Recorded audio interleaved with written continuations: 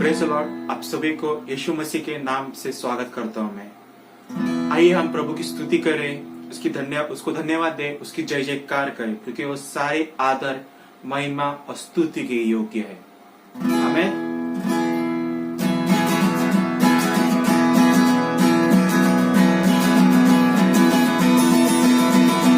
जय बोलो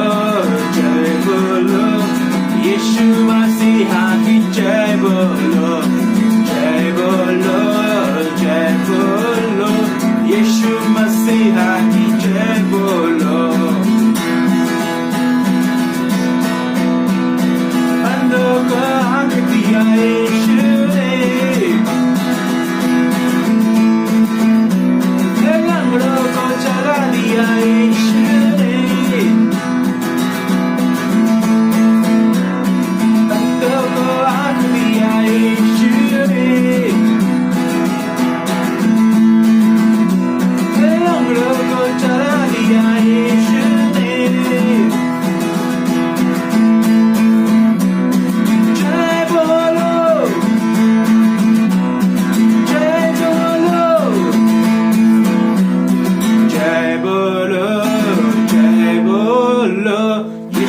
मसीहा की जय बोलो, जय बोलो, जय बोलो यीशु मसीहा की जय बोलो, जय बोलो, जय बोलो यीशु मसीहा की जय बोलो, जय बोलो, जय बोलो यीशु मसीहा की जय बोलो।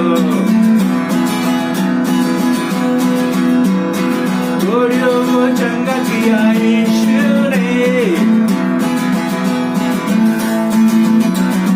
लाजर को जिला दिया यीशु ने, गोरियों को चंगा किया यीशु ने, लाजर को जिला दिया यीशु ने।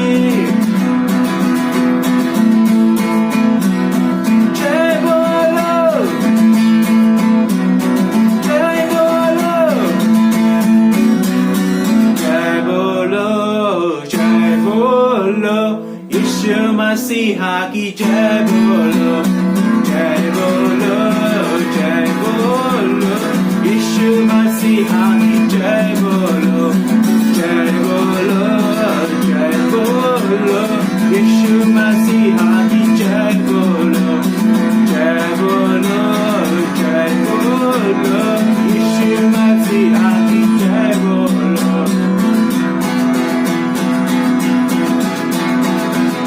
से छुड़ा लिया यीशु ने, हम सबको बचा लिया यीशु ने, पापों से छुड़ा लिया यीशु ने, हम सबको बचा लिया यीशु ने।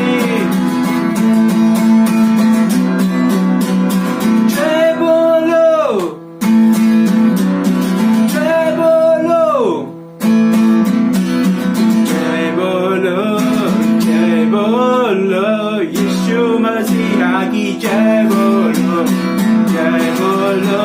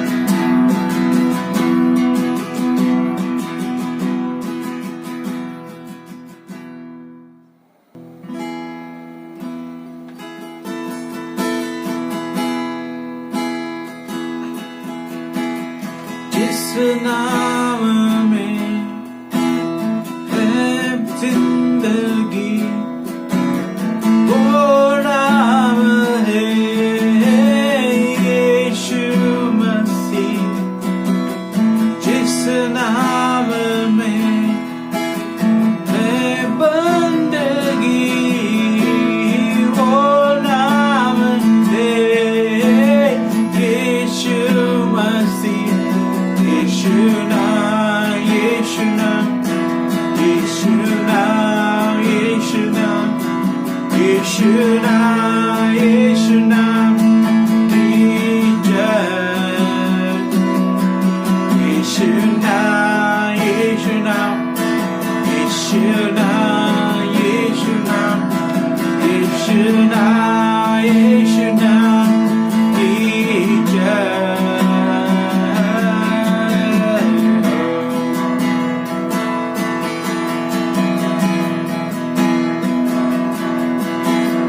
चाहे तुमको दिल से गाए ये गीत के तेरे नाम यीशु नाम की जय।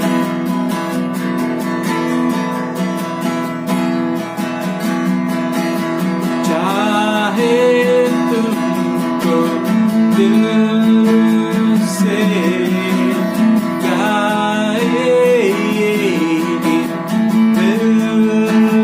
के तेरे नाम यीशु नाम की जय।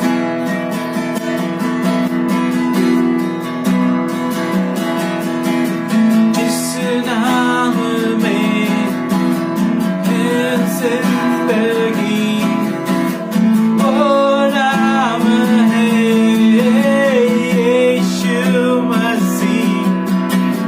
जिस नाम में है बंदगी वो नाम है यीशु मसीह।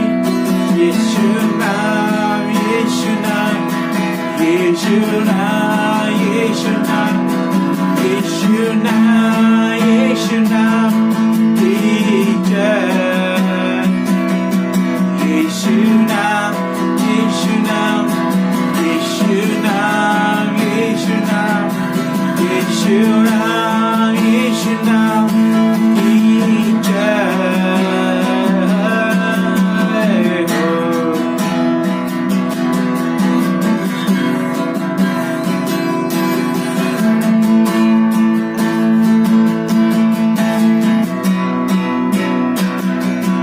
यीशु नाम में मिलती है क्षमा।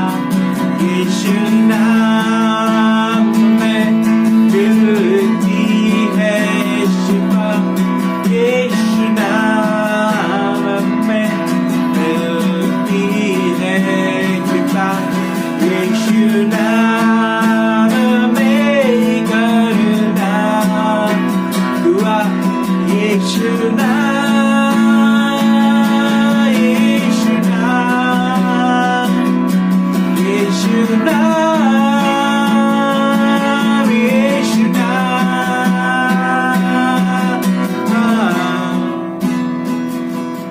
यीशु नाम, यीशु नाम, यीशु नाम,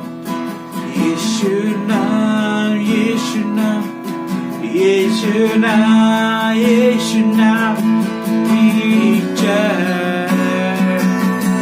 यीशु नाम, यीशु नाम, यीशु नाम, यीशु नाम, यीशु नाम, यीशु नाम की जय। यीशु नाम, यीशु नाम, यीशु नाम, यीशु नाम, यीशु नाम, यीशु नाम की जय।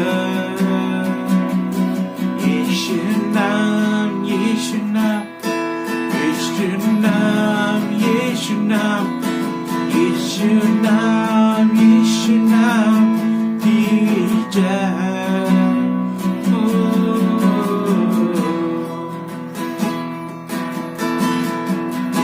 ओ एक ही नाम, यीशु नाम, जय जय नाम, यीशु नाम।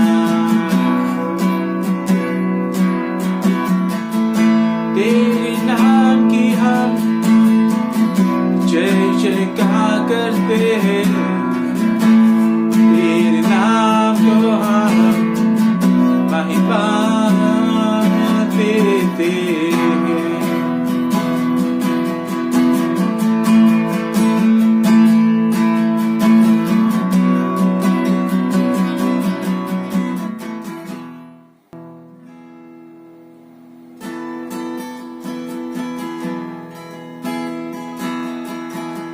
तेरी स्तुति मैं करूं, आराधना करूं दिल से, दिल से। तेरी स्तुति मैं करूं, आराधना करूं दिल से, दिल से। मेरी सांस में तेरा नाम रहे, मेरी सांस में तेरा नाम रहे। मैं प्रभु तू ही तू, तेरी स्तुति मैं करूं, आराधना करूं दिल से, दिल से। तेरी स्तुति मैं करूं, आराधना करूं दिल से, दिल से।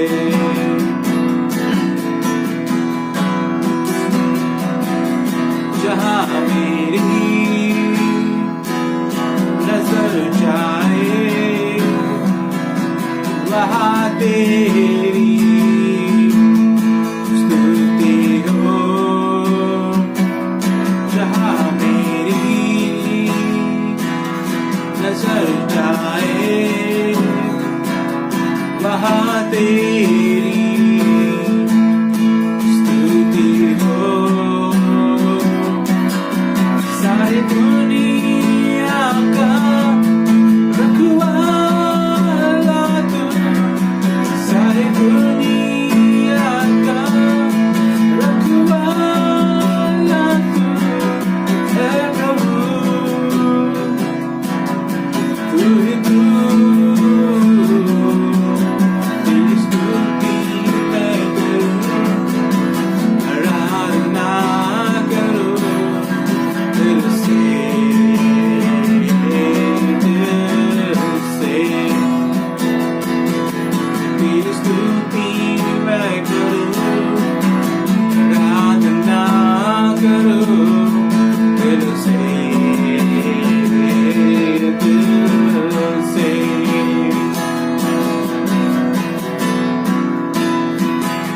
खुशी और गम में साथ हो तेरा, प्राण और अंत में नाम हो तेरा हो। खुशी गम में साथ हो तेरा,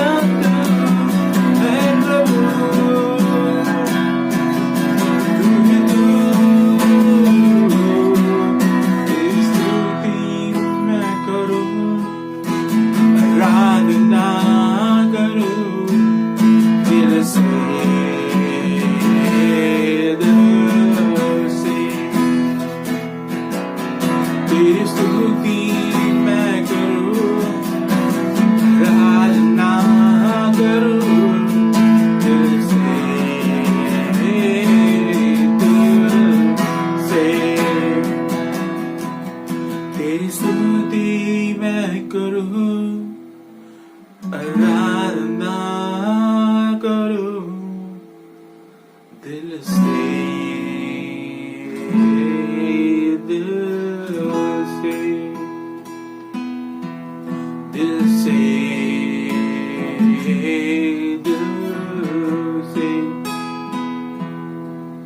दिल से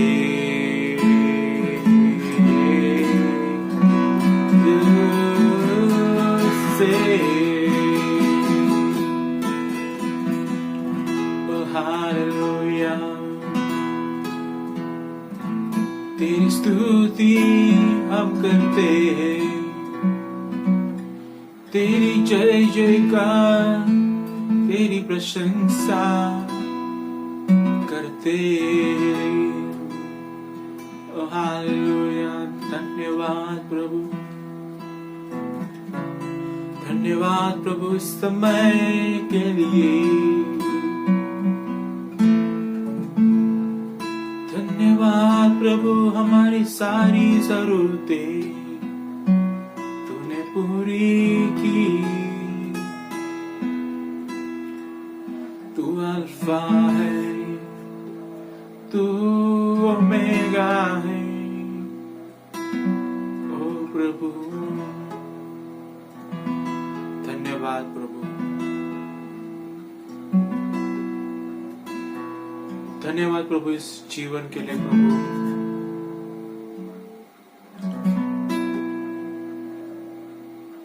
धन्यवाद प्रभु तूने हमें सुरक्षित रखा है प्रभु, इसके लिए प्रभु तेरा कोटि कोटि धन्यवाद करते हैं।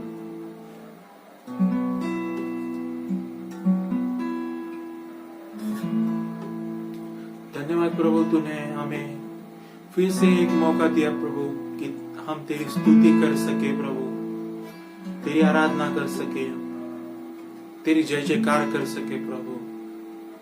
इसके लिए प्रभु तेरा धन्यवाद करते हैं प्रभु। धन्यवाद प्रभु फिर से हमें एक मौका दिया तूने कि हम तेरा वचन सुन सके प्रभु, तेरे वचन को प्रभु हम ग्रहण करें प्रभु, उस पे प्रभु चले प्रभु। इसके लिए प्रभु हम तेरे चरणों पे प्रार्थना करते हैं प्रभु। ओ हालेलुया प्रभु, तेरी शिक्षा पे हमें प्रभु चलना सिखा प्रभु, इसके लिए प्रभु प्रार्थना करते हैं प्रभु। ओ हालेलुया प्रभु, तूने हमें ढेर सारी आशीषें दी प्रभु, इसके लिए प्रभु तेरा कोटि कोटि धन्यवाद करते हैं प्रभु। और प्रभु जिस किसी को प्रभु चंगाई चाहिए प्रभु, जिस किसी की कोई समस्या है प्रभु, उसे तो सुलझा प्रभु। ओ हालेलुया प्रभु, thank you Lord Jesus O Lord. O hallelujah प्रभु, तू बड़े प्रभु और हम घटे प्रभु, तेरे नाम में चंगाई है प्रभु, तेरे नाम में छुटकारा है प्रभु। O hallelujah Lord, we glorify your name, O Lord. Thank you, Lord Jesus प्रभु। आगे का समय प्रभु तेरे हाथों में हम समर्पित करते हैं प्रभु, और हमारे जीवन प्रभु तेरे चरणों में रखते हैं प्रभु। ये सारी प्रार्थना प्रभु यीशु मसीह के नाम से करता हूँ, सुन ले पिता, आमीन। आओ प्रभु भोज से पहले हम शुभवर्तमान की पुस्तक मरकुस द्वारा लिखी हुई पुस्तक से कुछ वचन का मनन करते हैं। मरकुस अध्याय 14 वचन 22 से 24। जब वे भोजन कर रहे थे, उसने रोटी ली और आशीष मांगकर तोड़ी और उन्हें देकर कहा, इसे लो, यह मेरी देह है। फिर उसने प्याला लिया और धन्यवाद देकर उन्हें दिया, और उन सब ने उसमें से पिया। तब उसने उनसे कहा, यह वाचा का मेरा लहू है, जो बहुतों के लिए बहाया जाता है। आमीन। आओ हम प्रार्थना करते हैं। हे परमेश्वर, आपने हमारे लिए आपके पुत्र का पवित्र शरीर और लहू दिया, परमेश्वर पिता इसके द्वारा आपने हमें शुद्ध किया है। इन पवित्र वस्तुओं का ग्रहण करने की हमारी कोई योग्यता नहीं है, हम मानव पापी है, परंतु यह मानव के लिए तेरी दया करुणा है। तू नहीं चाहता कि हम अपवित्र रहे। हे परमेश्वर, हम नम्रता से इस रोटी और प्याले का ग्रहण करते हैं। हम तेरा धन्यवाद करते हैं, तेरी स्तुति करते हैं, प्रभु यीशु मसीह के नाम से, आमीन। आपण दान आणि दशांश यासाठी प्रार्थना करण्यापूर्वी त्या संदर्भात एक वचन वाचूया. लूक शुभवर्तमान याचा 6वा अध्याय आणि 38वा वचन. द्या म्हणजे तुम्हाला दिले जाईल, चांगले माप दाबून हलवून व शीक भरून तुमच्या पदरी घालतील, कारण ज्या मापाने तुम्ही मापून द्याल त्याच मापाने तुम्हाला परत मापून देण्यात येईल. आपण प्रार्थना करू. हे सर्व शक्तिमान आकाश आणि पृथ्वीच्या निर्माण करता प्रभू येशू, तुला मान महिमा आणि गौरव युगानुयुग असो. धन्यवाद करते बापा, तू आम्हाला आतापर्यंतच्या परिस्थितीत सुरक्षित ठेवलंस. लागणाऱ्या सर्व गरजा प्रभू येशू तू आमच्या पुरवल्यास, सर्व उपलब्धी आम्हासाठी करून दिलीस. त्यासाठी प्रभू येशू आम्ही तुला धन्यवाद देतो, तुला उंचावतो, तुला गौरवतोय. हे सर्व शक्तिमान परमेश्वर बापा, या तुझ्या भांडारात दान आणि दशांश जमा करत असताना परमेश्वर बापा तू आम्हाला सहाय्य आणि मदत कर. आनंदाने देण्यास परमेश्वर बापा आम्हाला सद्बुद्धीमध्ये सदात्मा दे, कारण परमेश्वर बापा तुझं वचन सांगतो संतोषाने देणारा तुला प्रिय आहे. हे प्रभू परमेश्वर बापा दया कर. आजच्या भांडारामध्ये परमेश्वर बापा जमा करणारे प्रत्येक हात तू आशीर्वादित कर परमेश्वर बापा. हे प्रभू परमेश्वर बापा त्यांचे जॉब्स तू आशीर्वादित कर, त्यांचे कामाचे ठिकाण तू आशीर्वादित कर, यासाठी की परमेश्वर बापा त्यांनी अधिकतेने परमेश्वर बापा तुझ्या राज्यामध्ये जमा करावं.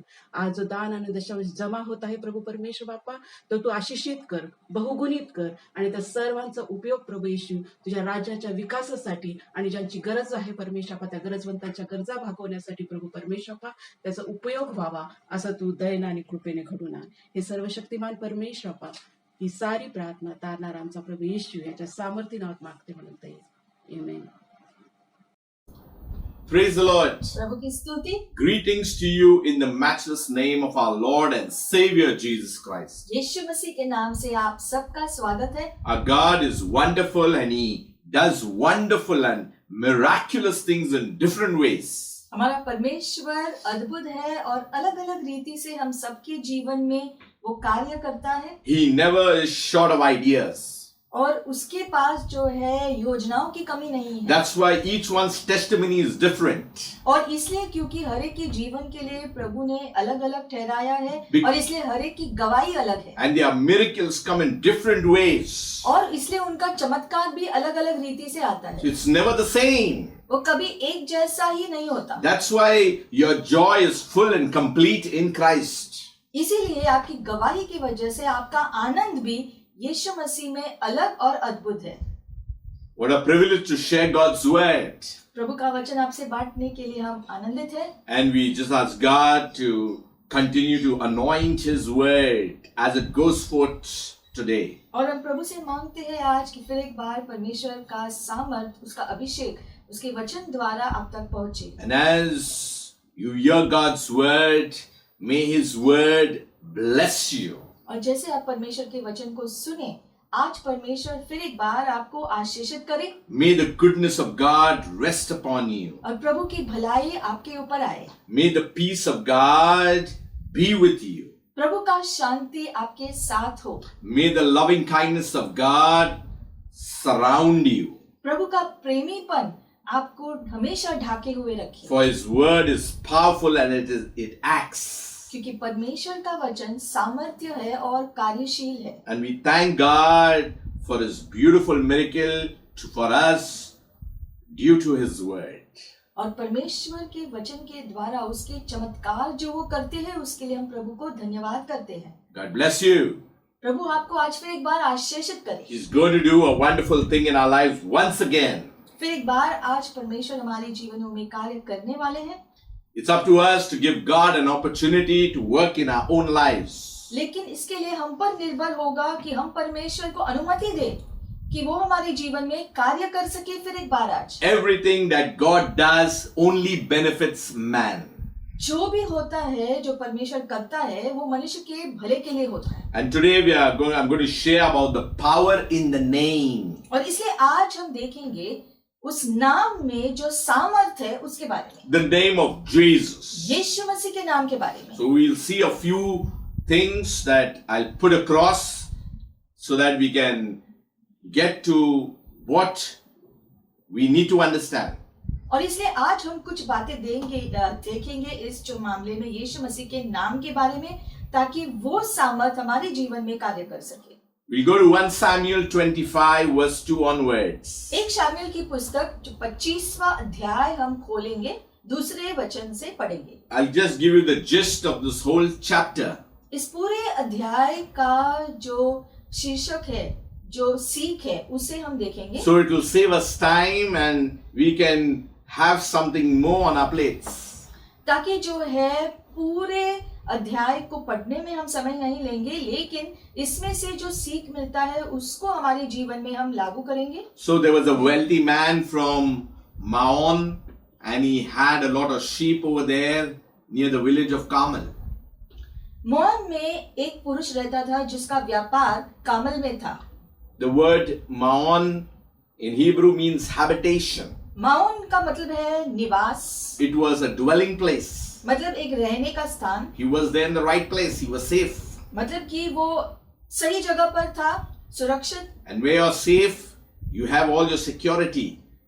ऐसी जगह आपकी चीजों की सुरक्षा भी होती है। And it says that he had 3,000 sheep, 1,000 goats. और इसलिए लिखा गया है कि उसके पास 3,000 भेड़ और 1,000 बकरियां थी। And his name was Nabal.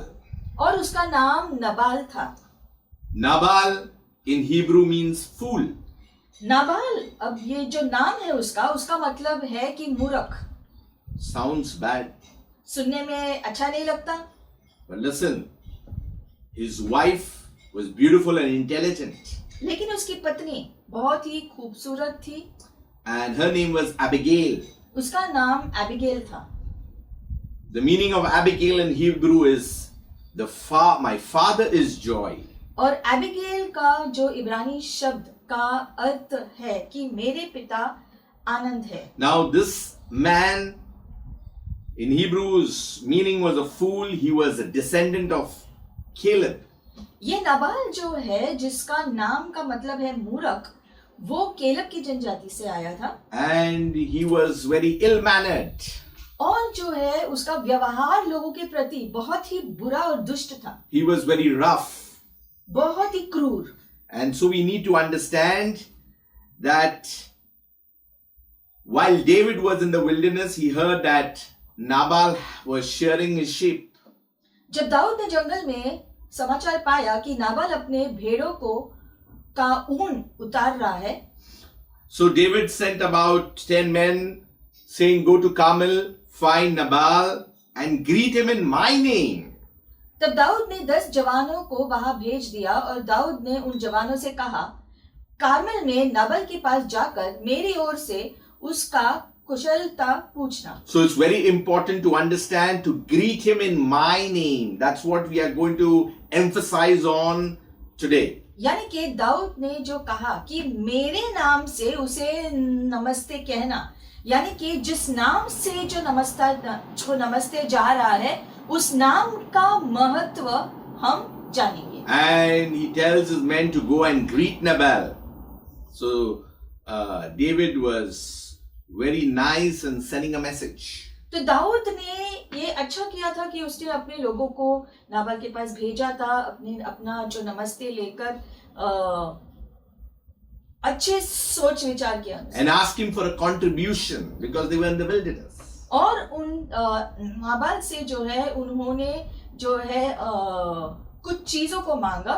So David's men came to Nabal and told him all that David said and asked in David's name as they waited. तो दाऊद ने जिन लोगों को भेजा था, जो 10 लोगों को भेजा था, उनके द्वारा दाऊद ने उनसे नाबाल से कुछ चीजें मांगी थी क्योंकि वो उस समय निर्जन प्रदेश में था।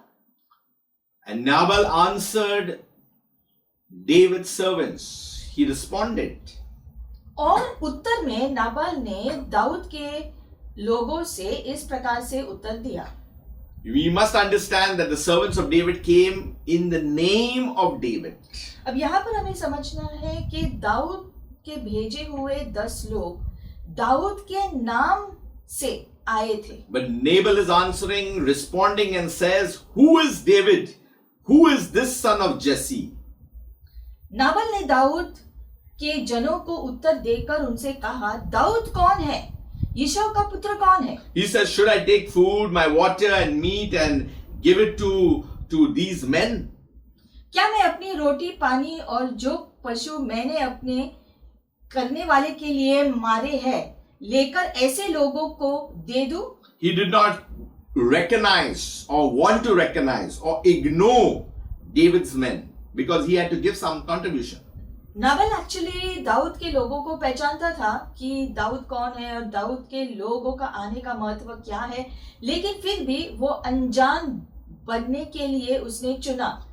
But Nabal and his household and all that business was safe because of David.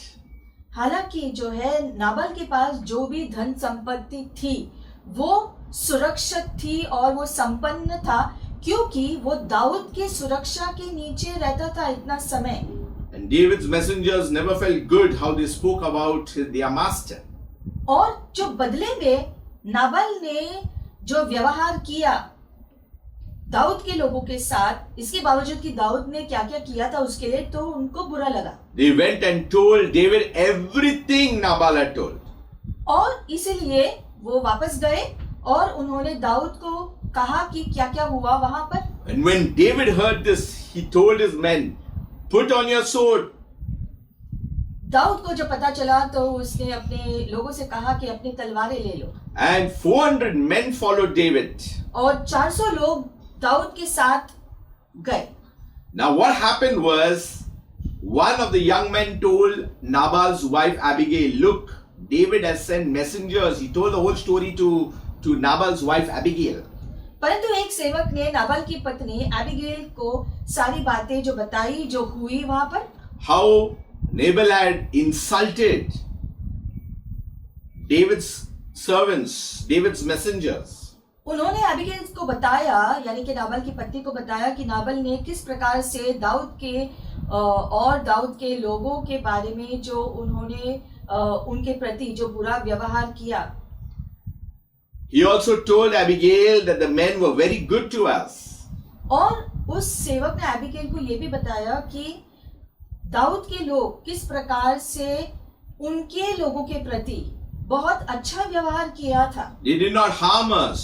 और दाऊद के लोगों ने कभी भी जो है उनके साथ कोई बुरा व्यवहार नहीं किया या कोई भी बुरी बातें नहीं की। They never ever robbed us. उनसे कोई भी चोरी नहीं किया। And in fact, we were safe. और हमेशा नाबाल के सारे लोग जो है सारी चीजें सुरक्षित थी दाऊद के शासन के नीचे। But now calamity is going to come upon Nabal and the whole household.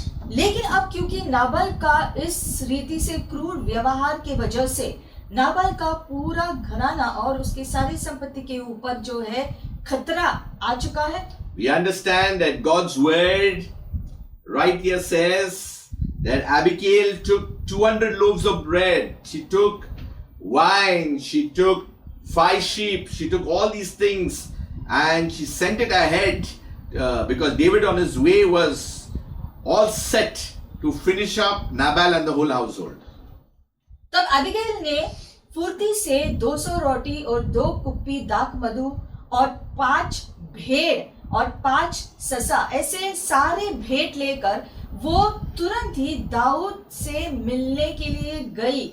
जब उसने सारी कहानी को सुना तो वो खुद उसने सारी भेंट लिए और वो खुद वो भेंट लेकर दाऊद से मिलने गई। And on the way, she met David. रास्ते पर जो है दाऊद जो नाबाल के घराने की तरफ आ रहा था और एबिगेल उसके घर से दाऊद से मिलने जा रही थी, तो दोनों रास्ते पर जो मिले। And David told her, "He has repaid me with evil for good." तो दाऊद ने एबिगेल जो नाबाल की पत्नी है एबिगेल से कहा कि तुम्हारे पति ने बहुत क्रूरता से मुझसे और मेरे लोगों से व्यवहार किया है। And so, when Abigail saw David, she, fell on her face before David, showing reverence to the king. आगे लिखा है कि एबिगेल जो है दाऊद के सामने झुककर जो है घुटने के बल गिरकर जो है दाऊद के सामने उसने अपनी बात रखी। She says, "Please, Your Majesty, don't pay attention to this worthless man Nabal." और उसने कहा, मेरा प्रभु उस दुष्ट नाबाल पर चित्त न लगाए। For just like his name Nabal, that means fool, folly is his constant companion. क्योंकि जैसा उसका नाम है वैसा ही वह आप है। उसका नाम तो नाबाल है और सचमुच उसमें मूर्ता भाई जाती है, परंतु मुझे तेरी दासी ने अपने प्रभु के जवानों को जिन्हें तूने भेजा था न देखा था। And when David noticed that Abigail was humble and understood the whole issue, मतलब कि एबिगेल ने जो बातों को समझा और उसने जान लिया कि उसके पति ने क्या गलती की थी, तो इसीलिए जो है वो दाऊद के सामने जो है भेंट लेकर जो गई थी और उसने अपनी बात जो है दाऊद के सामने रखी कि मैं वहां पर नहीं थी जब मेरे पति ने इस रीति से किया था, लेकिन मैं समझ रही हूँ कि उसने गलती की है। in fact, she says, "Please forgive the offense of your servant." और वो अपने पति के ओर से क्षमा भी मांगती है। And she presents a case before David. और अपनी पूरी बात दाऊद के सामने स्पष्टता से रखती है। Not empty-handed, she brought in gifts. She brought the giving in. और अपनी बात के साथ साथ वो खाली हाथ नहीं आई थी, बल्कि सारी जो है भेंट की चीजें अपने साथ लेकर दाऊद से मिलने गई थी। And she knew that in the giving and in her pleading, David would definitely have some mercy on the household of Nabal. Abigail ने समझ लिया इस बात को कि उसके भेंट के साथ साथ उसकी अपनी जो प्रार्थना है जो वो दाऊद के सामने रखेगी, उससे दाऊद का क्रोध ठंडा होगा और वो उसकी बात ध्यान से सुनेगा। So what is the power in the name? तो उस नाम में क्या सामर्थ है? When the messengers were sent in the name, that means it was sent in the authority of David. सबसे पहले मुद्दे की बात ये है कि दाऊद ने जो 10 जवानों को भेजा था, वो 10 जवान दाऊद के नाम के अधिकार से आए थे। Many men are like Nabal. बहुत से पुरुष आज के दिनों में नाबाल की तरह है। They are so foolish that their wives have to come and stand and plead before God, before all the mess they have created.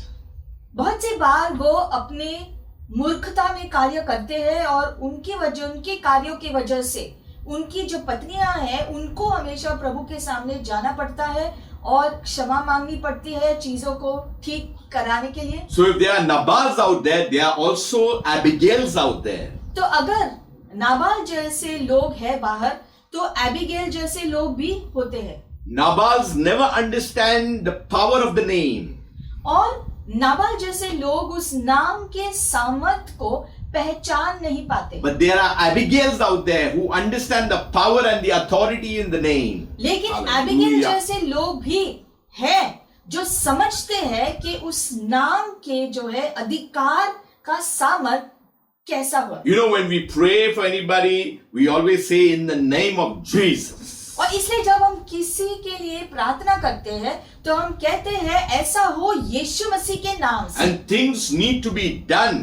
It is yes and amen in Christ Jesus. और उस नाम से जब हम घोषित करते हैं तो वो हाँ और आमीन होता है उस बात के लिए। Something, the name of Jesus, some say, no, it's not Jesus, it's Yeshua. And, there is friction and they think there's a competition of the name.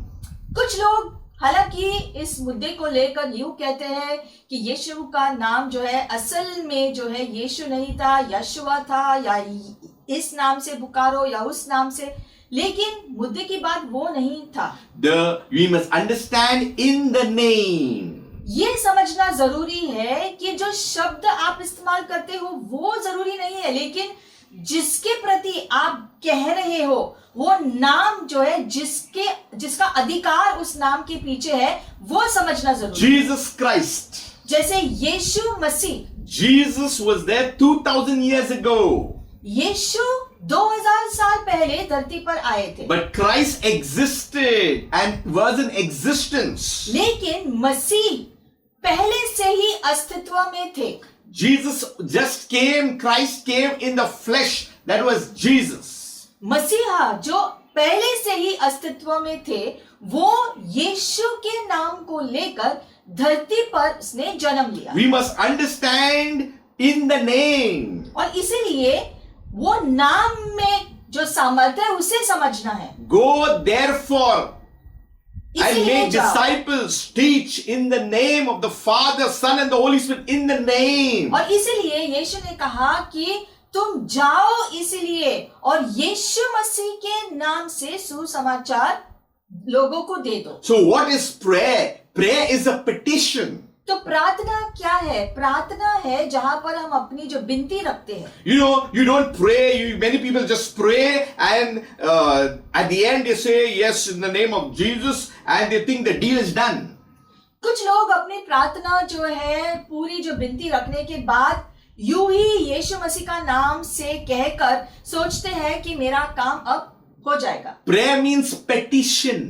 प्रार्थना का मतलब है कि विनती, You are bringing something on legal rights, legal grounds. और आप अपनी बात अधिकार से रख रहे हो। That's why many times prayers are unanswered because we do not know the power in the name. और काफी बार हमारी प्रार्थना जो है इसलिए कबूल नहीं होती है क्योंकि जिस नाम का हम इस्तेमाल करते हैं उस नाम का सामर्थ असल में कितना है ये हमें जो है उसकी समझ नहीं है। Many use the name Jesus as if it's a magical word. बहुत लोग यीशु का नाम इस प्रकार से इस्तेमाल करते हैं जैसे कि उसमें कोई जादू हो, And they tell that, "Arey, nothing's happening." और फिर वो कहते हैं कि कुछ नहीं हुआ। Nothing happens is because they do not understand the power and the authority of the name. कुछ इसलिए नहीं हुआ क्योंकि यीशु मसीह का नाम में जो सामर्थ है, जो अधिकार जुड़ा है, उसका ज्ञान पूरी रीति से उनको आया नहीं। That's why when a petition is brought forth, it is brought forth into the court premises. और इसलिए जब वो विनती हम लेकर आते हैं तो जो है हम जो दरबार में, प्रभु के दरबार में लेकर आते हैं। That's why there's another word called confess. और इसीलिए हम कहते हैं अंगीकार करना। What's the meaning of confess? Means to agree. अंगीकार करने का मतलब है कि हम अपनी सहमति देते हैं। If God says you're a liar, no explanation. अगर परमेश्वर कहते हैं तुम एक झूठे हो, मतलब तुम एक झूठे हो, उसमें कोई दूसरी बात जुड़ी नहीं If है। God says you're an idolatry, you are an adulterer, that means it's yes, that's it. There's वैसे ही- no justification, there is no cover up, there is no sugarcoating. अगर परमेश्वर ने कहा कि आप एक व्यभिचारी हो, आप एक मूर्ति पूजक हो, तो मतलब आप हो, उसमें कोई और दूसरी हल्की करने वाली बात जुड़ी हुई नहीं है, क्योंकि परमेश्वर जो कहते हैं स्पष्टता से बातें कहते हैं। This same David was a man after God's heart. और दाऊद का हृदय परमेश्वर के पीछे चलता था, Yet he sinned. फिर भी उसने भी जो पाप किया, Yet God forgive him. फिर भी प्रभु ने उसे क्षमा किया। What happened that change was brought within David? और इस सारी बातों की वजह से एक बदलाव दाऊद के हृदय में भी आया। If you read Psalm 51, you'll understand this. भजन संहिता को हम जब पढ़ते हैं तो दाऊद के बारे में जो और समझ हमको मिलता है, He is making a confession. और वहां पर वो एक अंगीकार करते And he हैं, says, "Have mercy on me, God, और इसलिए वो कहता है कि प्रभु मुझ पर तेरी दया आए, according to your gracious love and compassion. तुम्हारे अनुग्रह, तुम्हारे प्रेम के द्वारा। Erase my transgression." That means he has agreed. और प्रभु मेरे सारे जो पापों को क्षमा कर, मैं अंगीकार करता हूं कि मैंने जो पाप किया. You know, when he saw Bathsheba on the terrace and a lot of things happened after that, he fell into adultery, but he accepted it. जैसे जो है उसने जो बादशिबा के साथ जो पाप किया था, लेकिन बाद में दाऊद ने अंगीकार किया उसके जो पाप के कार्य को और उसने प्रभु से क्षमा भी मांगा. In verse 2 it says, wash me from my iniquity and cleanse me from my sin. और इसलिए आगे वो लिखा गया है कि प्रभु मेरे सारे पापों को तू क्षमा करके मुझे धो दो. And he says, I acknowledge my transgression. आगे वो कहता है कि मैं अंगीकार करता हूं कि मैंने अपराध किया है. So he is acknowledging, he's confessing, I'm wrong, no explanation. मतलब कि दाऊद खुले रीति से अंगीकार करता है, पूरी रीति से, कि मैंने पाप किया है, प्रभु मुझे क्षमा करो. See, when you come into the courtroom, you need to just confess and say, Lord, I agree. But you need to understand, you have brought, there is a petition being brought. जब हम क्षमा मांगते हैं, हम अपने आप को पहले प्रभु के दरबार में लाते हैं और वहां पर जो है हम जो परमेश्वर के सामने अपनी जो विनती रखते हैं कि प्रभु हमें क्षमा कर दे. You know that there's going to be a sentence on you.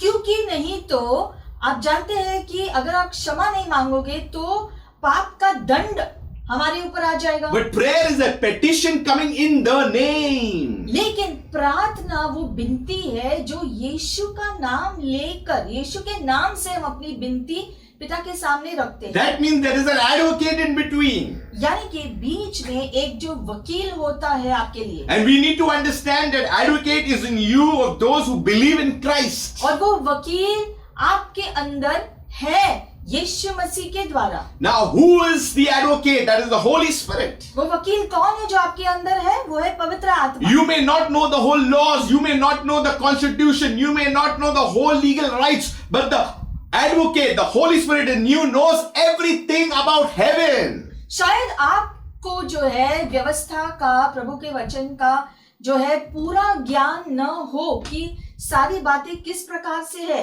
लेकिन आपके पास वो वकील है जो स्वर्गीय चीजों को आपके लिए जो है आपके सामने रखेंगे और आपकी इसमें सहायता करेगा. That's why when something goes wrong, people they hire an advocate, they hire a lawyer because they know the constitution of the law of the land. और इसीलिए जब कोई गड़बड़ी होती है या कुछ हो जाता है हमारे चारों ओर, तो लोग तुरंत एक जो वकील को करते हैं ताकि वो वकील जो व्यवस्था के कानून को जानता है, उस कानून के ज्ञान को इस्तेमाल करके वो उनके लिए अपना केस जो लड़ेगा. So Jesus knew that he was going back to the Father. और उसी प्रकार से जैसे यीशु वापस अपने पिता के पास गए पवित्र आत्मा को भेजने के लिए हमारे लिए. So he knows before he goes, he has to make providence of a lawyer, of an advocate for those who are following him.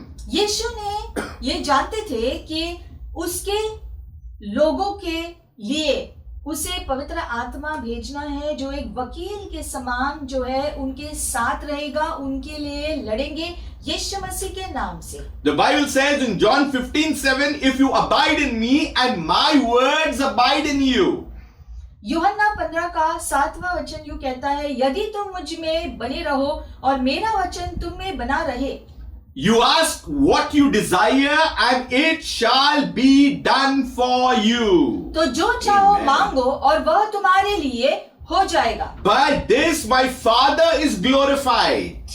मेरे पिता की इससे महिमा होगी. Why? That you bear much fruit, so you will be my disciples. कि तुम बहुत सा फल लाओ, तब ही तुम मेरे चेले ठहराओगे. So the abiding is required. तो इसके लिए जो है प्रभु में निवास करना जरूरी है. It's not by only putting the name of Jesus attached by the end of the prayer that it will happen. By abiding, you will get what you desire and it shall be done for you. और इसीलिए सिर्फ यीशु का नाम लेकर प्रार्थना करना ही काफी नहीं है, लेकिन आपको अपना जीवन प्रभु में बिताना है, प्रभु में अपना जीवन को जो है रखना है, तब आप जो भी प्रार्थना रखोगे स्वीकारा जाए. Let's come to the word, what's the meaning of abide?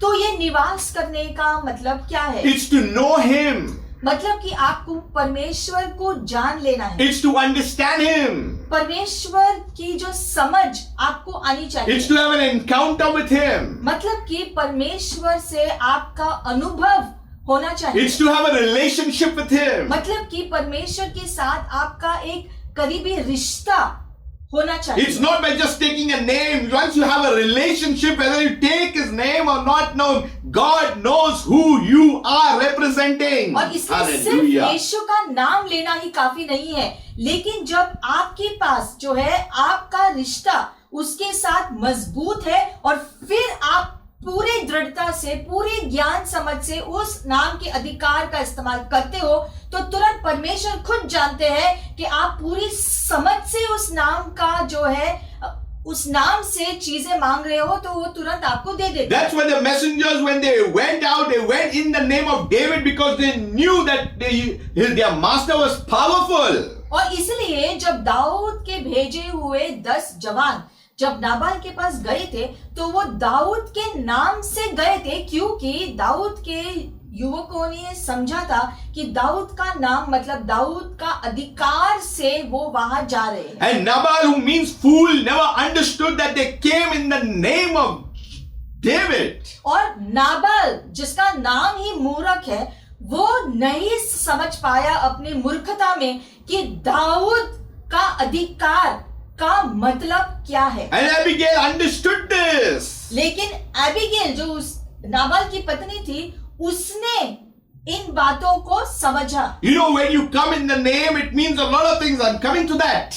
किसी नाम का जब हम इस्तेमाल करते हैं, तो उसके नाम के सामर्थ्य में क्या बात होती है, ये भी हम समझेंगे। You know, John 16 verse 23 and 24. 16वां अध्याय और 23 और 24 वचन। In that day you will ask me nothing. Most assuredly I say to you, whatever you ask the Father in my name, He will give you. Hallelujah. उस दिन तुम मुझसे कुछ न पूछोगे, मैं तुमसे सच सच कहता हूँ, यदि पिता से कुछ भी मांगोगे तो वह मेरे नाम से तुम्हें देगा।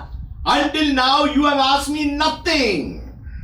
अब तक तुमने मेरे नाम से कुछ नहीं मांगा। Why did they ask Him nothing? क्यों उन्होंने कुछ नहीं मांगा? Because Jesus was there. क्योंकि यीशु उनके बीच में थे। He spoke to the storm obeyed. यीशु ने जब तूफान से बात किया, तो तूफान ने भी यीशु का आज्ञा का पालन किया। He told Peter, get into the boat, put your net on the right side, the fish will come, and the net came. यीशु ने जब पतरस से कहा कि अपने जो मछली के जाल को पानी के एक तरफ में डालना, तो जब उसने डाला तो बहुत सी मछलियां उसने पकड़ी। They had seen and they had observed, and they can to testify that 5,000 was fed in the desert. उन्होंने इस बात की साक्षी भी दी कि निर्जन प्रदेश में कैसे 5,000 लोगों को यीशु ने जो है यीशु के नाम से, यीशु के अधिकार में किस प्रकार से सारे लोगों को अद्भुत रीति से भोजन मिला। They witnessed the power of Jesus by the healings and signs and wonders. और यीशु के नाम से जो लोगों को चंगाई मिल रही थी, छुटकारा मिल रहा था, उपलब्धि मिल रही थी, ये उन्होंने अपने आंखों से देखा और उन्होंने यीशु के अधिकार को समझा। So the master was there, they didn't have to ask, they just got.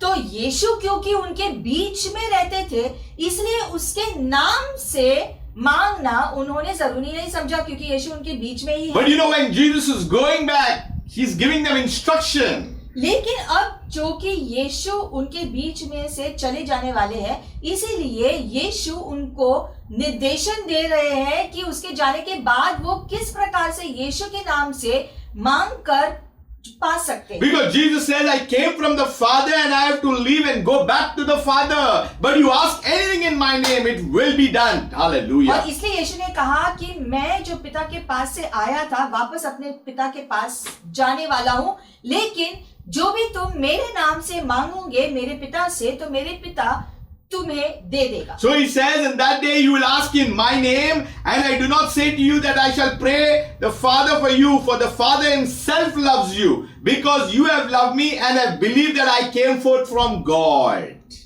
उस दिन तुम मेरे नाम से मांगोगे और मैं तुमसे यह नहीं कहता कि मैं तुम्हारे लिए पिता से विनती करूंगा, क्योंकि पिता तो आप ही तुमसे प्रेम रखता है, इसलिए कि तुमने मुझसे प्रेम रखा है और यह भी विश्वास किया है कि मैं पिता की ओर से आया। That's why many times we sometimes do not know what to pray, but the Spirit within us prays. It groans. और इसलिए कभी कभी कुछ बातों के लिए जब हम किस प्रकार से प्रार्थना करें हमें समझ में नहीं आता है, वो शब्द हमारे मुंह में नहीं आता है, तो उस समय प्रभु की आत्मा हमारी सहायता करता है और हमारे मुंह में वो शब्द डालता है कि सही रीति से कैसे हम प्रार्थना कर सकते हैं उस चीज के And बारे that's में। why language here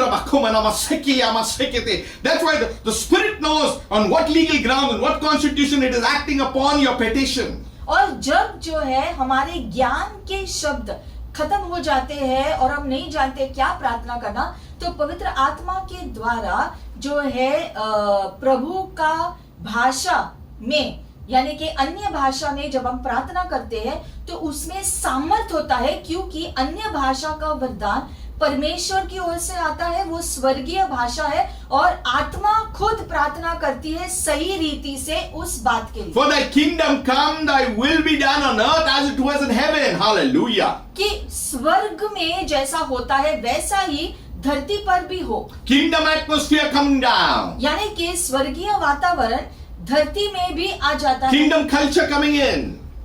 स्वर्ग में जिस प्रकार से चीजें चलती है वैसे धरती पर उस समय वहां हो। Kingdom language coming down. स्वर्गीय भाषा का इस्तेमाल धरती पर होता है। And that's why when petitions are brought, it goes right into the courts of God. और इसलिए जब हम प्रार्थना विनती रखते हैं तो सीधे परमेश्वर के दरबार में पहुंच जाता है। Yes, the enemy is there to prosecute, the enemy is there to put condemnation, but there is therefore no condemnation for those who are in Christ Jesus. दरबार में जब हमारी विनती पहुंचती है तो साथ साथ शैतान भी अपनी बात को लेकर आ जाता है हमारे विरोध में, हमारे ऊपर दोष लगाने के लिए, ताकि हमारी विनती स्वीकारा न जाए। लेकिन वचन भी ये भी कहता है कि शैतान जो भी कोशिश करे हमारे ऊपर वो हावी नहीं होगा, सफल नहीं होगा हमारे विरोध। You know, earlier Jesus says in the Bible, I go to prepare a place for you, mansions. यीशु ने ये वादा किया था अपने शिष्यों से कि मैं जा रहा हूं और तुम्हारे लिए मैं स्वर्ग में जगह बनाऊंगा। Many people feel mansions is a great house or some bungalow and some chandelier, and outside there will be some pool and there will be some garden. They got that idea. Now I'm going to may offend them in this. कुछ लोग जो है इस प्रकार से सोचते हैं कि यीशु ने कहा कि मैं तुम्हारे लिए स्वर्ग में घर बनाने जा रहा हूं, मतलब स्वर्ग का घर महल जैसा होगा, बहुत ही जो है संपन्नता में, बहुत ही अमीर जैसा लगेगा, वहां स्विमिंग पूल होगा। धरती के जो है धनी लोगों के घर कैसे होते हैं उस प्रकार से हम दृश्य करते हैं। And they keep fantasizing on some big house, golden house. I don't know what everyone has their own understanding of this. I'll come to that. और कुछ लोग सोचते हैं कि धरती के महलों की तरह स्वर्ग का हमारा घर होगा। You know what mansion means? यीशु ने जो घर के बारे में हमें वादा किया है वो घर का जो मतलब क्या है आपको पता है? It means position. उसका मतलब है कि एक स्थान। He is going to get us positions of authority right in the heavens. यीशु हमारे लिए स्वर्गीय स्थानों में हमारे लिए एक स्थान बनाया है, So that we can continue to rule. Hallelujah. ताकि हम वहां पर Hallelujah. जाने के बाद भी हम शासन कर सके। Oh, that's why there is the New Jerusalem. इसीलिए परमेश्वर एक नया यरूशलेम का निर्माण आगे करने वाले हैं। That's why there will be a new earth. और इसीलिए नए यरूशलेम के लिए एक नई धरती होगी। Because you are in Christ Jesus will have positions of authority. Hallelujah. आप That is the सभी लोग- mansion that I'm talking about. आप सभी लोग जो Hallelujah. यीशु मसीह में है, यीशु मसीह एक जो है घर आपको बनाने वाले हैं स्वर्ग में, जो आपके लिए अधिकार भी लेकर आएगा, जिस अधिकार में आप बाद में शासक होने वाले हैं। Let me mention means you have a position in heaven. Hallelujah. एक घर आपका खुद का एक घर होगा स्वर्ग में, इसका मतलब है कि आपका खुद का अधिकार होने वाला है। So when you see mentions, hallelujah, you're seeing that you have positions in the heavenly places. और इसका मतलब कि आपका, क्योंकि वहां पर घर जो बन रहा है, मतलब का आपका एक स्थान होने वाला है वहां पर। You know, everybody thinks that when you're going to be a retirement and you're going to be there forever, ever. That's not what God's idea is at all.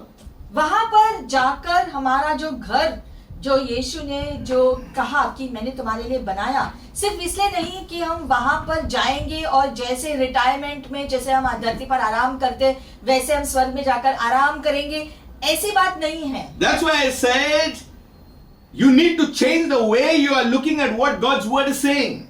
जब स्वर्गीय स्थान हमको दिया जाएगा, उसमें बहुत सारे अद्भुत अलौकिक चीजें शामिल होने वाली है। That's why when Apostle John and Patmos was taken in Revelation, he never seen houses in heaven.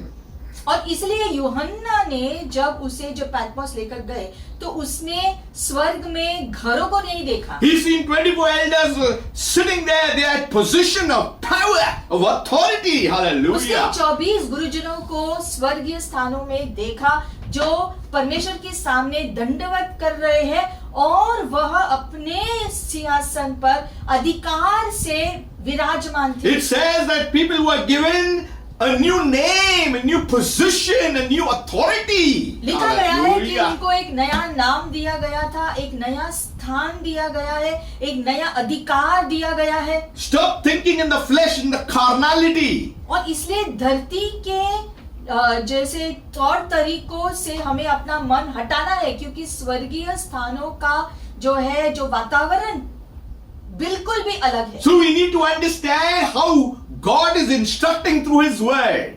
तो प्रभु का निर्देशन ऐसे मामलों में किस प्रकार से है, उसकी समझ भी हमें पाना So जरूरी when the petition is brought into the courtroom, it is brought by faith. तो जब हम जो विनती लेकर आते हैं परमेश्वर के दरबार में, तो विश्वास से हम रखते हैं। Faith means belief that brings actions. विश्वास का मतलब है कि पूरा भरोसा से जो है हम अपने चीजों को प्रभु के सामने रखते हैं। That means we know and we know and we know what we have brought is going to be answered in the name of Jesus because we have an advocate. और हम जान लेते हैं फिर कि यीशु मसीह के नाम के अधिकार से हम अपनी बात को रख रहे थे और ऊपर से वकील के तौर पर पवित्र आत्मा भी हमारे साथ है। There is only one mediator between God and man and it is Christ Jesus. Hallelujah. और परमेश्वर और मनुष्य के बीच एक ही मध्यस्थक है और वो है यीशु मसीह। Unless we know the power and authority in the name, prayers may not be answered. और इसलिए जब तक हम यीशु मसीह के नाम का पूरा सामर्थ और अधिकार जो है वो नहीं समझेंगे, तब तक जो यीशु मसीह का नाम भी हम लेंगे तो उसमें सामर्थ शामिल नहीं होगा। What is the meaning in the name? The name. तो उस नाम का महत्व क्या है? All understand what I'm trying to say. आपको इस बात को समझना है। इसके लिए Once you understand this, I am telling you, prayers will be answered. और जब आप इस बात को समझोगे तो आपकी प्रार्थना जो आप यीशु के नाम से करोगे तो उसका उत्तर आपको मिलेगा। Prayer, name means being. प्रार्थना का मतलब है कि अस्तित्व में है, That means Jesus himself, hallelujah. यानी कि यीशु मसीह खुद वहां मौजूद है। That means when a petition is brought in the name of Jesus, that means you are in the being of him. इसका मतलब जब आप जो Hallelujah. विनती रखते हो यीशु मसीह के नाम से, इसका मतलब यीशु मसीह का उपस्थिति वहां पर साक्षात आ जाती है उसके नाम के साथ। That means Jesus is himself there, Yeshua, whatever you want to call, he is there, hallelujah. यानी कि यीशु के नाम का सामर्थ और जो उसके अधिकार की समझ के साथ जब हम लेते हैं तो उसका हाँ उसमें शामिल होता है। Many people name themselves Jesus, but God the Father knows who you are representing when you are bringing that petition. बहुत लोग यीशु का नाम अलग अलग रीति से लेते हैं, यहोशुआ या अलग अलग नाम से, लेकिन जो है उस नाम जिसके बारे में हम अधिकार से कह रहे हैं वो जरूरी है और वो सामर्थ लेकर आता है, यीशु मसीह की उपस्थिति को लेकर आता है। That means his being is there.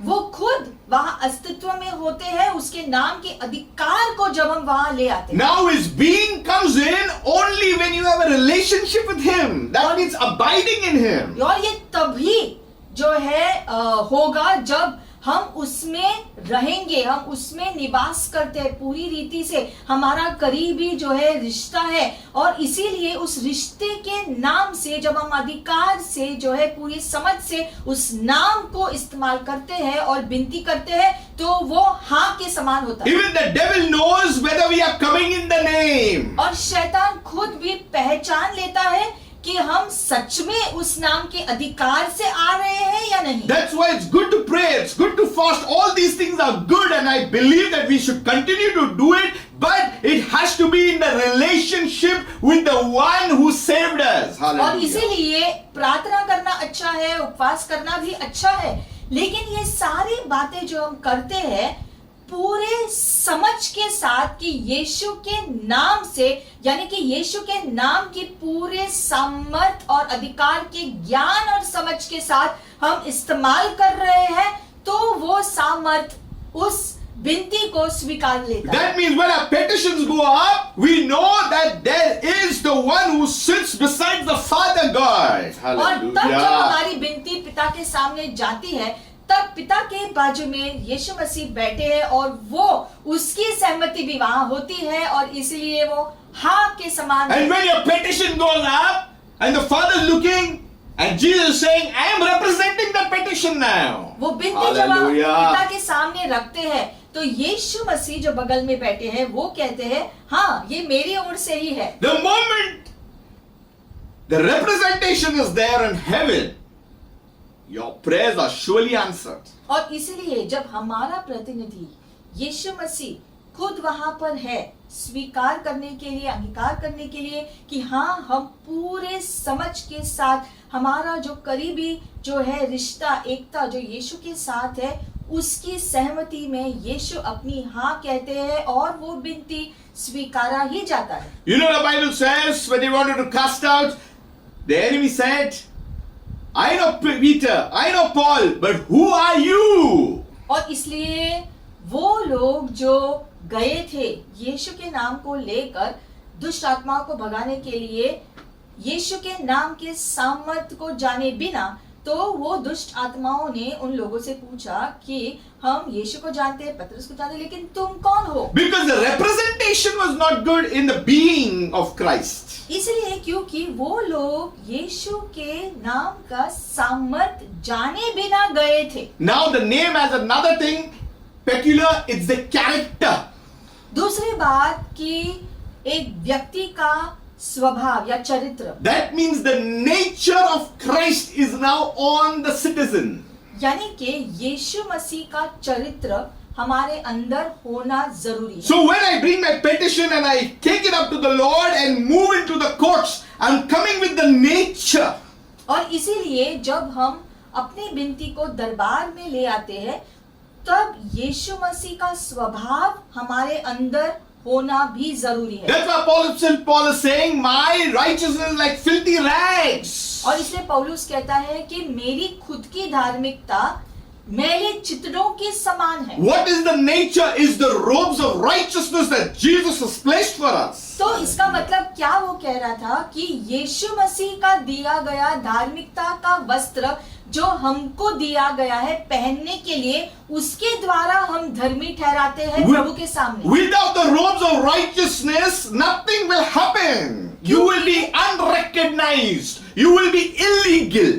धार्मिकता के वस्त्र पहने बिना अगर हम प्रभु के सामने जाएंगे तो हम गैर कानूनी ठहराएंगे। You know, in a firm, there is a boss and there is employees. जैसे कि किसी भी कंपनी में एक जो बॉस होता है और उसके कर्मचारी होते हैं, But in between there is a manager. लेकिन कर्मचारी और बॉस के बीच में एक जो मैनेजर भी होता है. After years of your working, there may be a team leader, there may be a manager, there will be a supervisor, one of them will be there who will tell the boss that you are working well and you need a raise or you need a promotion. और जो भी कर्मचारी उस company में काम करते हैं, हर एक कर्मचारी का काम जो मैनेजर देखता है या कोई टीम लीडर या जो भी है जो देखता है, फिर वो उनके बारे में उनके अच्छे काम उन्होंने किस प्रकार से किया है वो अपने जाकर अपने जो बॉस को कहता है कि ये कर्मचारी बहुत ही अच्छा है और फिर उसको प्रमोशन दिया जाता है. So the nature will carry out the works. तो स्वभाव के अनुसार एक व्यक्ति के काम होते हैं. That's why the nature of Christ will carry out the heavenly, the kingdom service. उसी रीति से यीशु मसीह का स्वभाव हमारे अंदर है, तो उस प्रकार से हम राज्य के काम करेंगे. So when you come in the name, you're coming in the being, you're coming in the character, in the nature of Christ. और इसलिए यीशु मसीह के नाम से जब हम खड़े होते हैं तो हम यीशु मसीह के स्वभाव में भी खड़े होना है. And when the enemy sees you're in the being, you're in the character, he says, oh, there's no chance for me now. और तब जब हम यीशु मसीह के स्वभाव में, यीशु मसीह के चरित्र में, यीशु मसीह का अस्तित्व हमारे अंदर है और उस पूरे परिपूर्णता से जब हम खड़े होते हैं विनती रखने, तो शैतान भी पहचान लेता है कि यहाँ मेरे लिए बिल्कुल कोई जगह नहीं. In the name means also have power of attorney. I'll explain this now. और यीशु मसीह के नाम में भी वो अधिकार दिया गया है. You know, when Jesus was there and he was going back, he says, I'm delegating this authority. जैसे कि जब यीशु मसीह वापस जा रहे थे तो उसने अपने शिष्यों से कहा कि मुझे जो अधिकार दिया गया है उस अधिकार को मैं अब तुम्हें देता हूं. When a father is giving the power of attorney to his son, the people will recognize now the son. जब एक पिता अपने बेटे को जो पावर ऑफ अटॉर्नी यानी कि अपनी सारी संपत्ति का जो है अधिकार अपने बेटे को देता है, तो लोग पहचान लेते हैं कि अब जो बेटे के हाथों में सब कुछ है. So the people around will do business with the son.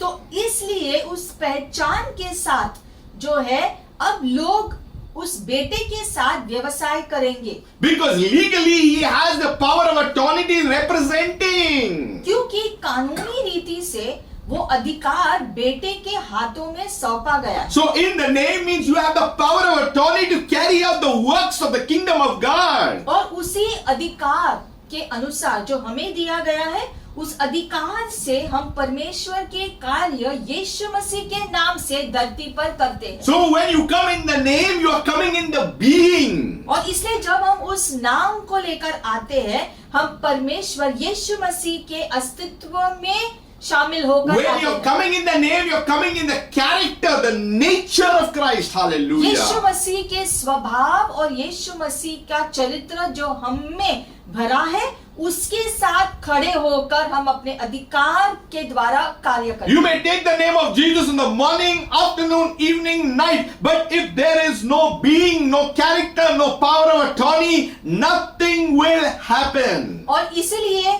एक व्यक्ति चाहे यीशु मसीह का नाम सुबह शाम ले, लेकिन अगर उसमें पूरे ज्ञान समझ नहीं हो उस व्यक्ति में कि यीशु मसीह का नाम का अधिकार और वो सामर्थ क्या है, तो उसके लिए कार्यशील नहीं होगी.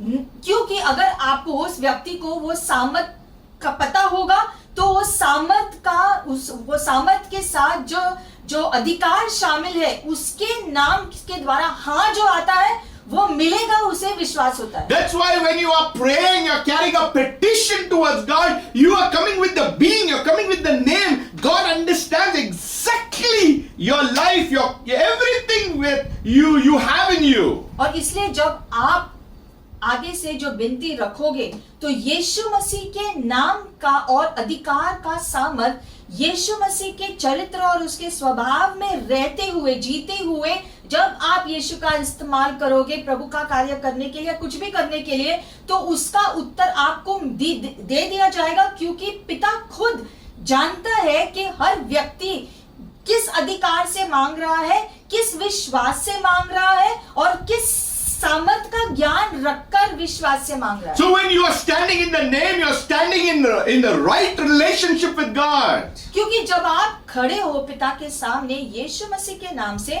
यानी कि आपका रिश्ता, आपका एकता यीशु मसीह के साथ है, आपका जीवन यीशु के साथ पूरी रीति से जुड़ा है और उस सामर्थ के साथ आप पिता के सामने आते That's हैं। why even the silent prayer in your heart will be heard. और तब आपके हृदय से भी अगर आपने प्रार्थना किया बिना किसी शब्द का भी, तो भी परमेश्वर उस विश्वास का प्रार्थना, उस सामर्थ को पहचानते हुए आपको उत्तर देंगे। You don't need long prayers, लंबे प्रार्थना करने की जरूरत नहीं है, flattering words, या बड़े बड़े शब्दों का इस्तेमाल प्रार्थना में करना है, जरूरी नहीं by है। putting the best adjectives. अच्छे अच्छे शब्दों का इस्तेमाल करना है प्रार्थना में, जरूरी नहीं If है। you know that power in the name, in the being, in the character, and the power of authority, things have to happen. और इसीलिए जरूरी क्या है कि आप यीशु मसीह का नाम जो आप लेते हो, उसका सामर्थ, उसका अधिकार, और जो अधिकार उसने आपको दिया है उसके नाम से, जो आपके पास दिया गया है आपके नाम से, जब आप तब आते हो पिता के सामने, तो पिता उसे पहचान कर स्वीकार कर लेता है आप जो भी मांगते हैं। What is so great in the name? तो उस नाम में इतना बड़ा क्या है? I'll tell you of Philippians 2:9.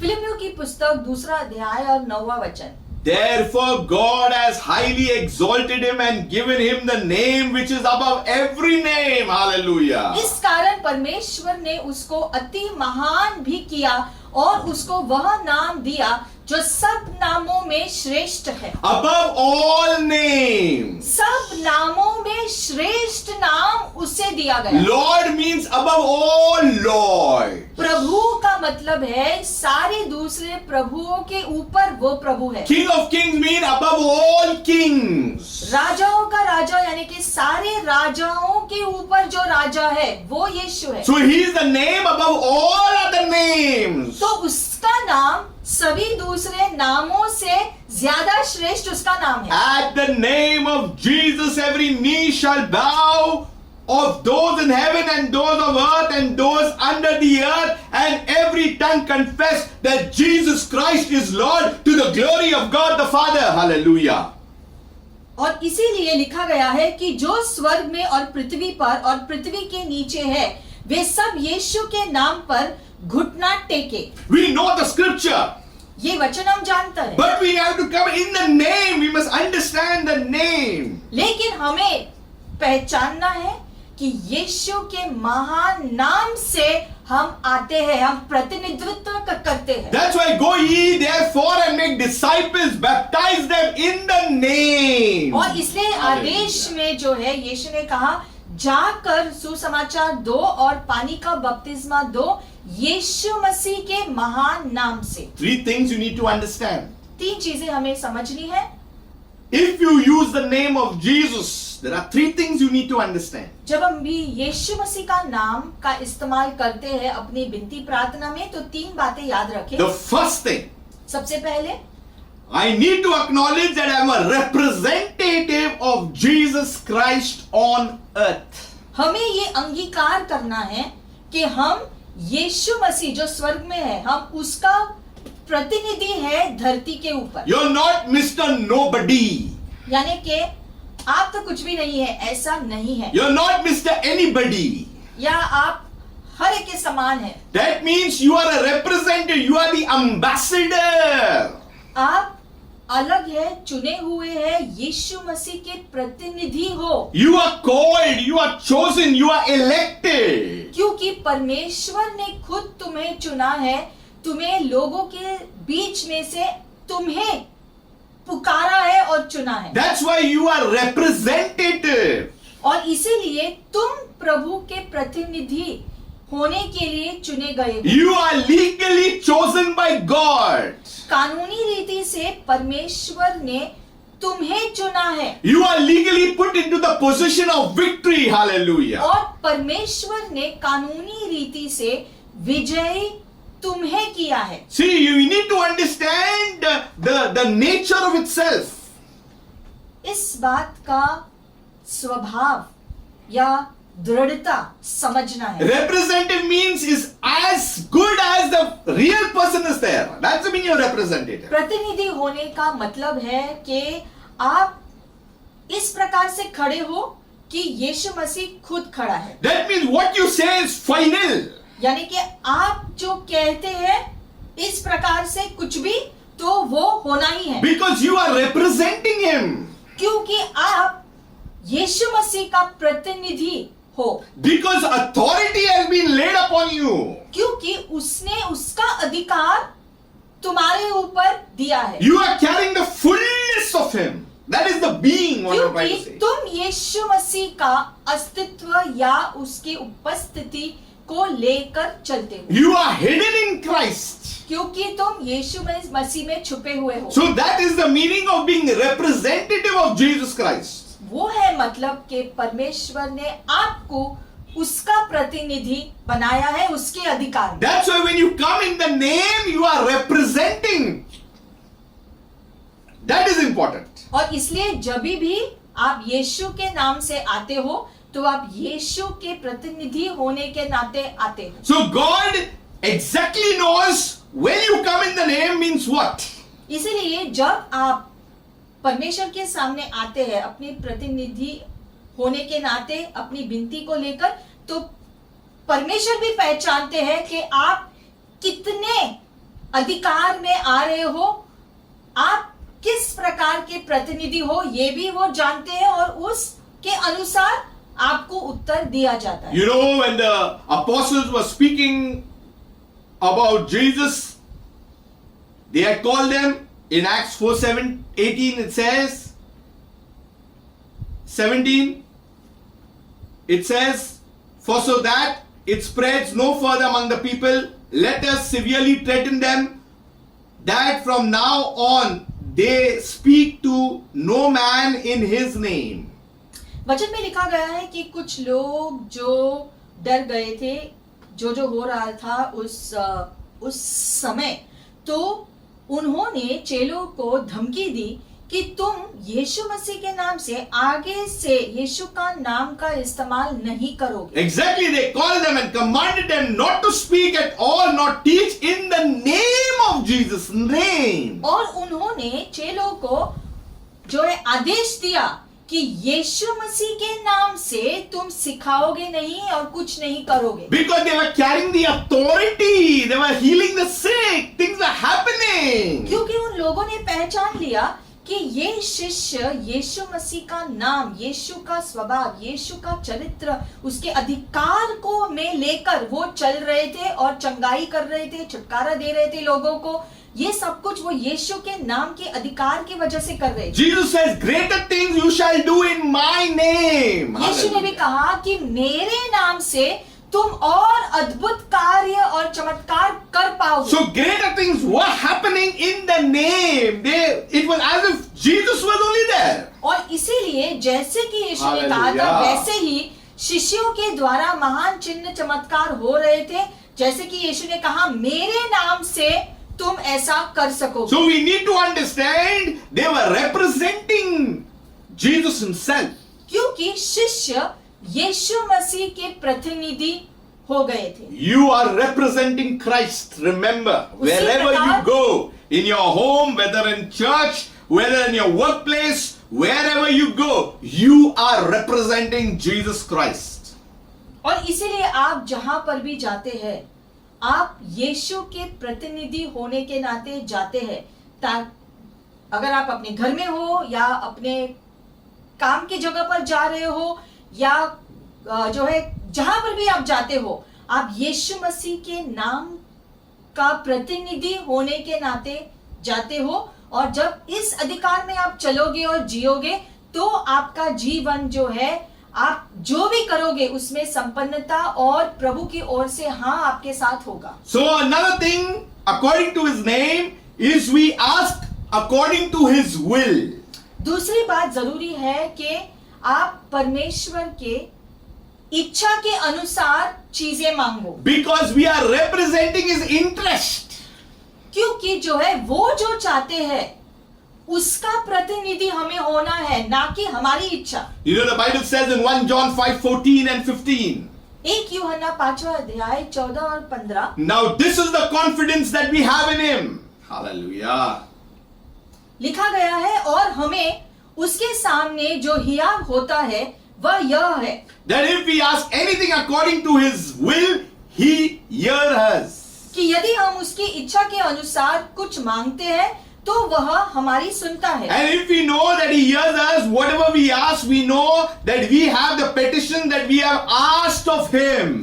जब हम जानते हैं कि जो कुछ हम मांगते हैं वह हमारी सुनता है, तो वह भी जानते हैं कि जो कुछ हमने उससे मांगा वह जो पाया भी है। That means when you ask according to his will, you are representing his interests. और इसलिए जब हम उसके इच्छा के अनुसार जो चीजें मांगते हैं, मतलब कि वो जिन चीजों में रुचि रखता है पाने के लिए, उसके लिए ही हम भी जो मांग रहे हैं। So first you are representing the person himself.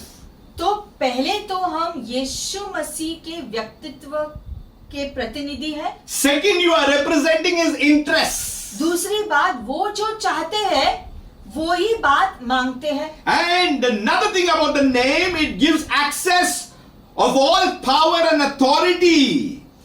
तीसरी बात कि उसका नाम पूरे अधिकार और सामर्थ्य को लेकर आता है। That means heaven is backing you. यानी कि पूरा स्वर्ग भी तुम्हारे साथ होता है उसमें। So what then shall we say there in Romans 8:31? Romeo का 8वां अध्याय और 31वां वचन यूं कहते हैं, अतः हम इन बातों के विषय में क्या कहें? If God is for us, who can be against us? Hallelujah. यदि परमेश्वर हमारी ओर है तो हमारे विरोध में कौन हो सकता है? So we have access. इसका मतलब कि हमारे लिए जो है वहां पर हम कार्यशील हो So जाते when हैं। we represent him, when we represent his interest, we have now access. यानी कि जब हम उसका प्रतिनिधि हो जाते हैं, वो जो चाहते हैं उसे हम रखते हैं, तो ऑटोमेटिकली जो है हम जो है उन बातों को स्वीकार कर लेते हैं, क्योंकि वहां हमको अधिकार दिया। So heaven is now backing us.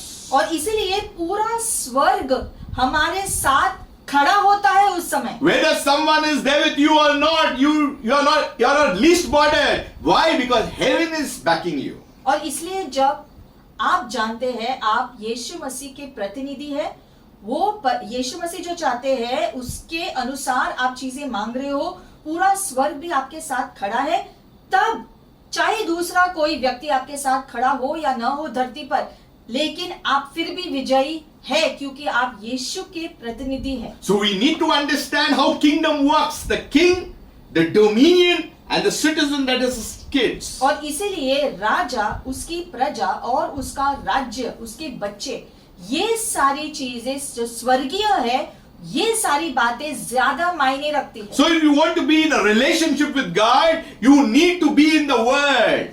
और परमेश्वर के साथ अगर आपका करीबी रिश्ता, जो सबसे पहला कदम है आपको रखने के लिए, वो के अगर होना है तो आपको वचन को पढ़कर उसके अनुसार जीना जरूरी है। Hear the Word. इसलिए वचन को ध्यान से सुनो। Faith comes by hearing, and hearing only the Word of God. विश्वास आता है परमेश्वर के वचन को सुनते हुए। Faith is very important. It brings results. और इसलिए विश्वास जरूरी है, क्योंकि विश्वास द्वारा हमें उत्तर मिलता है। We are in challenging times right now. चुनौती से भरे हुए दिनों में हम जीते हैं, But we must not forget that we are representing Him. लेकिन हमें इस बात को कभी नहीं भूलना है कि हम यीशु मसीह का प्रतिनिधि है। One voice from you, heaven will answer. Heaven has to recognize it because of your relationship with the one who chose you. और Hallelujah. इसलिए जब आप अपने मुंह से यीशु मसीह के अधिकार में इस्तेमाल करते हुए अपनी विनती रखते हैं, तो पूरा स्वर्ग परमेश्वर के साथ आपके हामी में होता है। जो आप कहते हो उसके साथ वो होते हैं, और इसीलिए तुरंत आपने जो भी कहा वो हाँ और आमीन होता है। So, prayer doesn't become a struggle. ऐसा करने से फिर प्रार्थना तुम्हारे लिए कोई संघर्ष का काम नहीं होगा, You can just bring your petition. क्योंकि आप आसानी से अपनी प्रार्थना परमेश्वर के सामने रख पाओगे। That's why Bible says, do not be anxious about anything. इसलिए Bring your वचन में- petition, bring your supplications before Him. वचन में लिखा गया है कि आप अपनी विनती प्रार्थना फिर परमेश्वर के सामने रख सकते हो। Let us pray आइए हम अपनी प्रार्थना रखेंगे, and let us say, God, हम कहेंगे प्रभु परमेश्वर, as we come before you, हम आपके सामने आते हैं, we surrender our lives to you. हम अपना जीवन आपके सामने रखते हैं। You are a great God. तू महान परमेश्वर है, Mighty is your name. सर्वशक्तिमान आपका नाम है। Lord, and forgive us, we repent.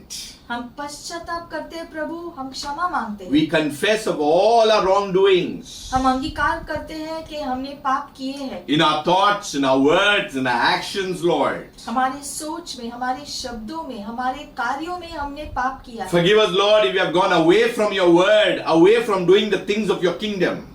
हमें क्षमा करो प्रभु, अगर हमने आपके वचन के अनुसार नहीं चले हैं, आपके राज्य के अनुसार नहीं जिए हैं। We understand, my God, that you have called us for things of your purpose, my God. हम समझते हैं प्रभु कि आपने आपके उद्देश्य के अनुसार हमें बुलाया है, And we stand before you, God.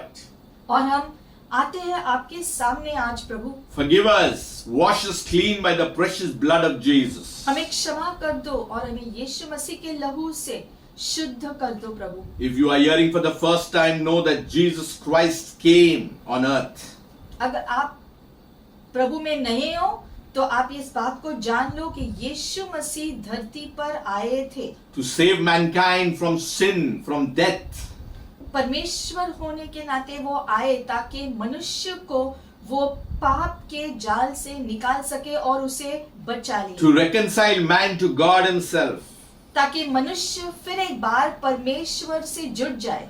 Believe in the Lord Jesus Christ. और इसलिए यीशु मसीह पर विश्वास करो। And Father, as we are at the altar, अब पिता, जैसे हम सभी आते हैं आपके सामने, we bring our lives, we bring everything near and dear connected to each one of us. हम अपने जीवन को आपके सामने लेकर आते हैं और हमारे जीवन से जुड़ी हर एक बात आपके हाथों में रखते हैं प्रभु। Help us, Lord, that whatever we do will bring glory only to thy name. और हम सभी जो भी करें उस सभी में आपको महिमा मिले। We thank you, Father, we come in the name. और धन्यवाद प्रभु परमेश्वर की यीशु मसीह के नाम से हम जीते हैं। Thank you, Lord, that you have chosen us to represent you. धन्यवाद प्रभु कि आपने चुना कि हम यीशु मसीह आपका प्रतिनिधि हो। Thank you, Lord, that you have chosen us to represent your interests. आपकी इच्छा को हम प्रकट करें। And thank you, Lord, that when we use your name, there is power. और धन्यवाद कि जब भी हम आपके नाम का इस्तेमाल करते हैं तो आपका सामर्थ कार्य करता है। We ask you for more understanding, Lord, of your word by the power of your Holy Spirit. आपके वचन का सामर्थ आपके पवित्र आत्मा के द्वारा सारी चीजों की समझ हम सबको मिले प्रभु। That our relationship with you, Lord, would get more exciting, Lord. और हमारा करीबी रिश्ता आपके साथ और गहरा होता जाए। Father, we give you glory.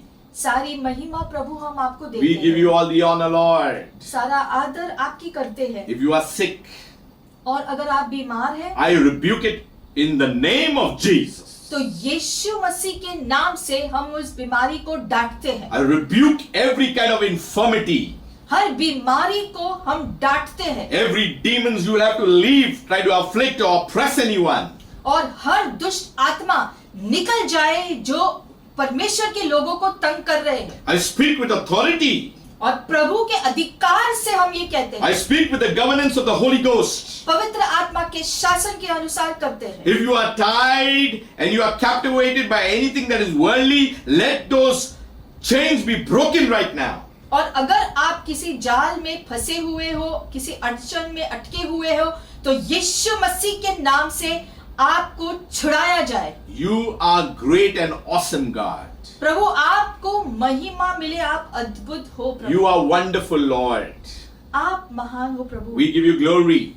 हम आपको महिमा देते We give हैं। you honor and we give you praise.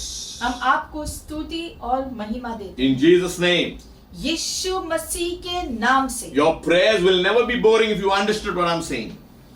आगे से आपकी प्रार्थना कभी बोर नहीं होगा अगर आज का संदेश आपने सुना है, Because you are representing the one who is always in victory. Hallelujah. हमेशा हमें याद रखना है कि यीशु मसीह के हम प्रतिनिधि हैं और यीशु के नाम से विजयी हमारा है। You are representing the one who's always has power and has the glory. आप उसके प्रतिनिधि हो जिसके नाम के साथ महिमा जुड़ा हुआ है, सामर्थ्य और अधिकार जुड़ा हुआ है। You have the authority, you have the power. वही सामर्थ्य और अधिकार आपके नाम पे भी है Continue to be immersed in Him. और इसलिए यीशु में हमेशा बने रहो। Soak yourself in the presence of God. प्रभु के उपस्थिति में हमेशा खुद को रखो। Even in our day-to-day activities, continue to sing unto the Lord a new song. आपके रोज के जीवन जो आप जीते हैं, रोज के जीवन में पूरे दिन भर रात भर अपने आप को प्रभु के हवाले कर कर उसके लिए नए गीत गाते जाओ। God bless you. प्रभु आपको आशीषित करे May you continue to move in the name of Jesus. और आप यीशु मसीह के नाम में चलते रहो And you will see the power. और आप परमेश्वर का सामर्थ्य देखोगे। Shalom. Shalom. Until we meet next time. और हम फिर से मिलेंगे।